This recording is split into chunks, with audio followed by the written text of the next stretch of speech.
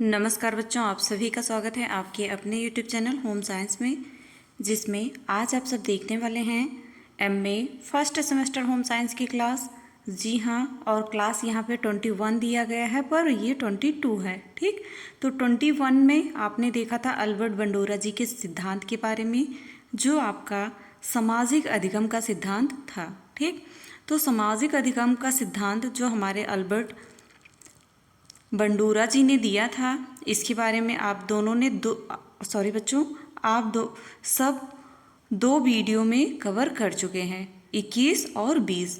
ये दोनों वीडियो किसकी है? अल्बर्ट बंडोरा जी की थ्योरी के ऊपर है। ठीक, तो जो नहीं देखे हैं वो जा कर के देख लें चैनल पर। क्लास 20 और 21 दोनों अल्बर्ट बंडोरा जी की थ्योरी है। ये बहुत इम्पॉर्टेंट है क्योंकि थ्योरी, एक यूनिट में थ्योरी ही अल्बर्ट बंडोरा जी की है। तो आप सब ये सब देखते रहें। और आज आप सब देखेंगे जीन पियाजे का सिद्धांत। जी हाँ, जो जीन पियाजे जी ने थ्योरी दी थी, उनकी थ्योरी के बारे में आज आप सब जानेंगे। ठीक, तो कह सकते हैं सेशन बहुत इम्पॉर्टेंट है, इसलिए ज़्यादा से ज़्यादा शेयर करें, वीडियो को लाइक अवश्य किया करें। आप सब देखते तो हो पर लाइक नहीं करते हो, ऐसा क्यों करते हो ये आप सब जानो। पर आप सबके लाइक से, शेयर से मेरा भी मोटिवेशन बढ़ता है कि आप सबको पसंद आ रहा है वीडियो। ठीक, तो हो सके तो लाइक शेयर अवश्य किया करें, और जो पहली बार जुड़े हैं वो ज़रूर से ज़रूर चैनल को सब्सक्राइब भी कर लें। आगे बढ़ते हैं, देखते हैं आगे हमारा क्या है। ठीक, तो आज बच्चों हम यूं ही समझाने का प्रयास करेंगे, और सेकंड वीडियो में जो आपका 23 वीडियो होगा, उसमें हम जैसे प्रश्न आपके पेपर में आने वाला है या आ सकता है, वैसे प्रश्नों को लेकर आएंगे। ठीक, तो आज हम अपने अनुसार जो हमारी नोट्स है उसके अकॉर्डिंग पढ़ाएंगे जीन पियाजे का सिद्धांत। ठीक, कम शब्दों में बहुत कुछ जानने का प्रयास करेंगे। ओके, तो आप सब वीडियो को अधिक से अधिक शेयर करें, लाइक भी अवश्य करते रहें। ठीक, तो देखते हैं, आगे बढ़ते हैं। आज हमारा सिद्धांत जीन पियाजे जी का है। सबसे पहले ये आपके सिलेबस में दिया गया है जीन पियाजे का संज्ञानात्मक सिद्धांत, बहुत विस्तार से आपको पढ़ना है, और यहाँ से आपका 10 नंबर अवश्य आएगा। ठीक, तो आगे बढ़ते हैं, देखते हैं क्या है जीन पियाजे का संज्ञानात्मक सिद्धांत। तो बच्चों इनके बारे में जान लें। जीन पियाजे जो थे, ये आपके ह्यूमन डेवलपमेंट में, बाल विकास में, जो मानव विकास है, इसमें इन्होंने अपने स्वयं के बच्चे के ऊपर क्या किया था? प्रयोग किया था।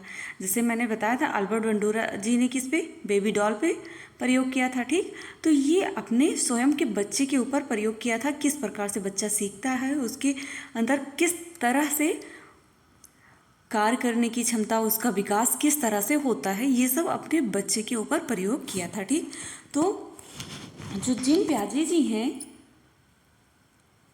उनका सिद्धांत क्या था? संज्ञानात्मक सिद्धांत। ठीक, तो आज जीन पियाजे की कुछ विशेष बातें जानेंगे। पियाजे ने बौद्धिक विकास की 4 अवस्थाएं बताई। ये जो बौद्धिक संज्ञानात्मक संज्ञान, जो संज्ञान से बना है वही संज्ञानात्मक विकास होता है, सिद्धांत होता है या विकास कहलाओ। ठीक, तो पियाजे की बौद्धिक विकास की 4 अवस्थाएं थी। कौन कौन सी अवस्थाएं थी देखते हैं।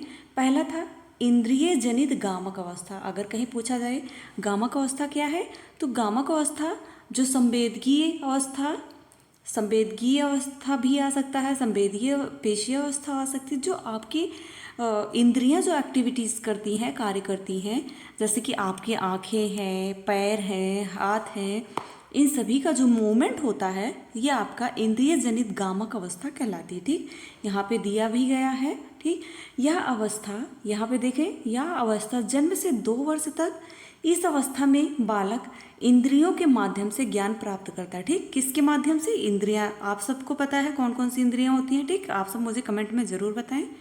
ठीक, देखते हैं कितने बच्चे कमेंट करते हैं। देखने वाले तो बहुत देखते हैं पर कमेंट नहीं करते हैं। आप सब मुझे कमेंट अवश्य करना, देखेंगे किन किन को पता है इंद्रियों के बारे में। ठीक, तो ज्ञान प्राप्त करने का सहायक तत्व होता है। अनुकरण को माना जाता है, किसको माना जाता है? अनुकरण को ज्ञान प्राप्त करने का सहायक तत्व माना जाता है। ओके, इस अवस्था में मूल प्रवृत्तियों एवं संवेगों का विकास हो जाता है। किनका विकास हो जाता है? संवेगों का और मूल प्रवृत्तियों का। मूल प्रवृत्तियां कौन सी होती हैं? काम, क्रोध, प्रेम, ये सब क्या है? मूल प्रवृत्तियां होती हैं। ठीक, तो पूर्व सेकंड आता है इनकी चार अवस्थाओं में पूर्व सक्रियात्मक अवस्था या प्राक सक्रिय अवस्था। ठीक, ये भी अब प्रश्न पूछा जा सकता है, प्राक सक्रिय अवस्था कौन सी अवस्था है? तो दूसरी स्टेज है किसकी? आपके जीन प्याजे जी की। ठीक, संज्ञानात्मक विकास में। तो इस अवस्था का कार्यकाल क्या होता है? 2 से 7 वर्ष होता है। कार्यकाल क्या? 2 से 7 वर्ष। जन्म से 2 वर्ष तक संवेदकीय या गामक अवस्था और 2 से 7 वर्ष तक पूर्व सक्रियात्मक या प्राक सक्रिय अवस्था। इस अवस्था की को 2 भागों में बांटा गया है। पहला है आपका पूर्व प्रत्यामक काल, जिसे हम 2 से 4 वर्ष तक, इसे परिवर्तन काल या खोज की अवस्था कहते हैं। इस अवस्था में बच्चा खोज अधिक करता है। ठीक, खोज, इस काल में बच्चा क्या, क्यों आदि प्रश्न भी पूछता रहता है, शुरू कर देता है। ठीक, अंत प्राज्ञा काल 4 से 7 वर्ष होता है। इस अवस्था में बच्चा बिना तर्क चिंतन किए किसी भी बात को स्वीकार कर लेता है। 4 से 7 वर्ष में बच्चा स्वीकार कर लेता है। इससे 2 से 4 वर्ष में बच्चा पूछता रहता है, प्रश्न करता रहता है ना। और थर्ड आता है आपका मूर्त सक्रियात्मक अवस्था या वैचारिक अवस्था या स्थूल सक्रियात्मक अवस्था। इसी को हम इन सभी नामों से जानते हैं। ठीक, तो इसमें क्या होता है? यह अवस्था 7 से 11 वर्ष तक की होती है। इस अवस्था में चिंतन प्रक्रिया आरंभ हो जाती है। कौन सी प्रक्रिया? चिंतन की प्रक्रिया जो होती है वो आरंभ हो जाती है। सोचने की क्षमता आरंभ हो जाती है। बालक प्रत्यक्षीकरण के आधार पर ज्ञान प्राप्त करता है। ठीक, प्रत्यक्षीकरण, जो उसे प्रत्यक्ष दिखाई देता है, उसी के आधार पर वो ज्ञान प्राप्त करता है इस अवस्था में, 7 से 11 वर्ष की एज में। ठीक, उसके बाद आता है आपका 4 है, अभी तक बच्चों जो सब्सक्राइब नहीं किए हैं सब्सक्राइब कर लें, अमूर्त सक्रियात्मक अवस्था या औपचारिक क्रियात्मक अवस्था। ये बच्चों प्रश्न बार बार पूछा जाता है। औपचारिक क्रिया अवस्था कौन सी अवस्था है? तो संज्ञानात्मक विकास की जीन प्याजे की चौथी अवस्था होती है, चौथी स्टेज है। ठीक, तो यह अवस्था 11 वर्ष के बाद की है। इस अवस्था में बालक में अमूर्त सूक्ष्म चिंतन प्रारंभ हो जाता है और बालक शब्द भाषा संकेतों के माध्यम से ज्ञान प्राप्त करता है। बालक इस अवस्था में क्या करता है? निष्कर्ष निकालना, निर्णय लेने की क्षमता विकसित हो जाती है। आई होप आपने बहुत अच्छे से समझा होगा। जीन प्याजे जी का जो संज्ञानात्मक सिद्धांत है बस इतना ही है। आपको लिखने के लिए बहुत सारे वर्ड आप अपने अकॉर्डिंग भी लिख सकते हैं। ठीक, तो सिर्फ जीन प्याजे की थ्योरी में अगर देखा जाए, जो आपके सिलेबस में है, जीन प्याजे की संज्ञानात्मक थ्योरी बताइए, लिखिए सिद्धांत के बारे में, तो आपका इतना ही है। ये मैंने अपने स्वयं के नोट्स से दिया है आप सबको, क्योंकि मैंने सीटेट की भी तैयारी की है और यूपी टेट, तो वहाँ से भी ये आपके लिए इम्पॉर्टेंट है, आपके सिलेबस में था। ठीक, तो बच्चों आई होप आप जीन प्याजे के बारे में बहुत अच्छे से समझ चुके होंगे। तो मिलते हैं नेक्स्ट वीडियो में। नेक्स्ट वीडियो में क्या होगा कि आपको जीन प्याजे के प्रश्नों के साथ हम बताएंगे। तो देखते हैं, तब तक के लिए चलते हैं, आगे बढ़ते हैं। और जो अभी तक लाइक नहीं किए हैं, लाइक अवश्य कर दें।